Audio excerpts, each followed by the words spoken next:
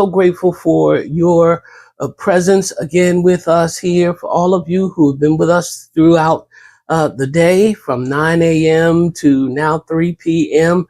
And for those of you who may have come in and out, or even maybe some of you are just now joining us for the first time, we are grateful for all of your presence here today as we celebrate Crucifixion Friday. We observe the crucifixion of our Lord because the crucifixion is key to the resurrection. But let's talk about the crucifixion.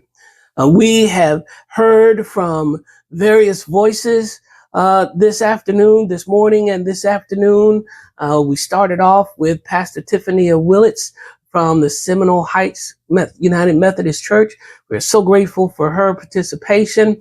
And then Brother Charles McDonald, and followed by Pastor C. Dwayne Eddy, and then followed by Brother Fred Kennedy.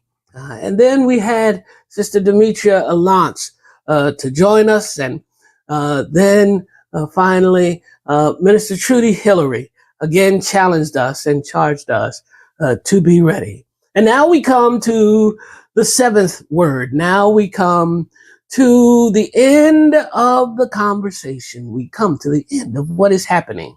Here we are on Friday afternoon. It has been a long and tumultuous 24 hours. The apostles and the disciples have met with Jesus, and he has given them this new covenant ratified by the bread, symbolized by the bread and the wine. And he has washed their feet and challenged them that just as he has washed their feet, they ought to wash one another's feet. And they went out to the Mount of Olives, and there the betrayal took place with a kiss. And now Jesus has come to Friday after having spent all Thursday night being beaten and tortured, abused and disrespected, and finally nailed to a cross at 9 o'clock in the morning.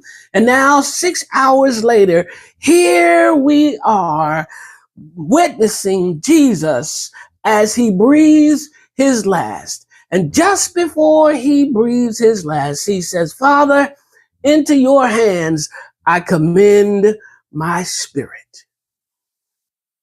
This recounting of this event and of these words from the Gospel of Luke, I find particularly encouraging. I find them encouraging because if anyone knows me, you know that I like Luke. Luke is the gospel for every man.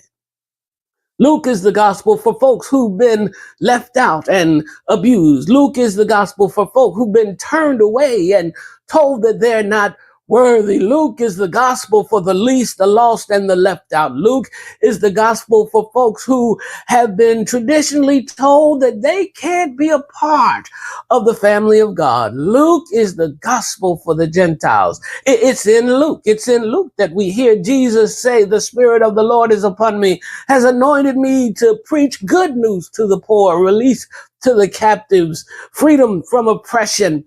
Blind eyes would see and lame would walk." It's in Luke that we hear the story of the Good Samaritan, the example of the very person who we think would be the least to be acceptable in the eyes of God. That one is the example for those who claim to love the Lord. It is in Luke that we hear this kind of story. Luke is the writer for those who have been on the underside of things, those who have been left out, those who have found themselves in lower socioeconomic status, those who don't enjoy privilege, don't enjoy power, don't enjoy prestige. Luke is the gospel for me.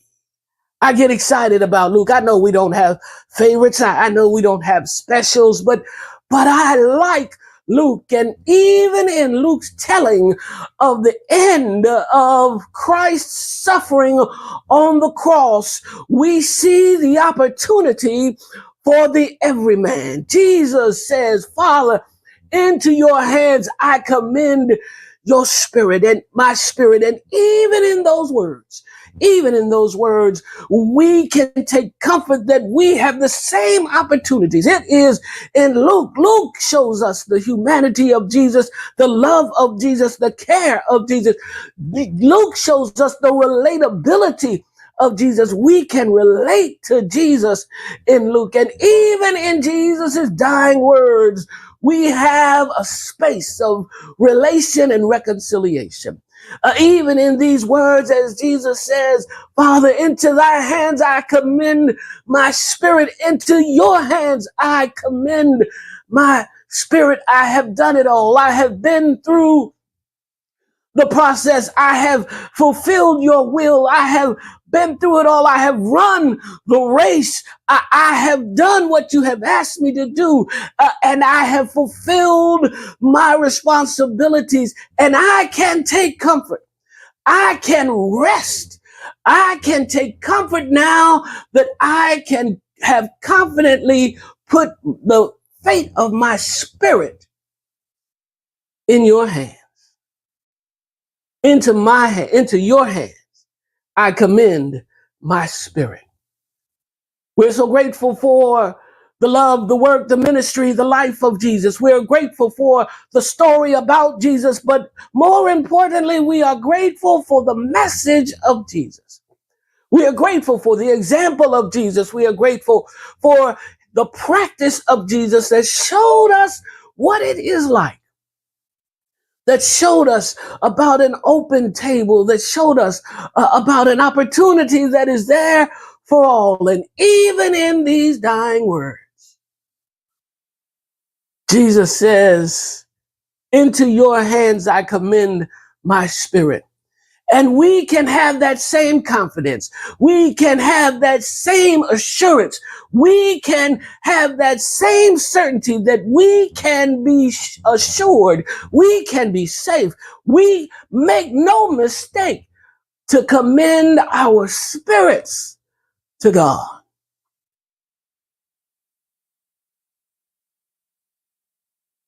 And so, my brothers and my sisters, we come to this seventh and last word. Jesus says, Father, into thy hands I commend my spirit. And having said that, he breathed his last.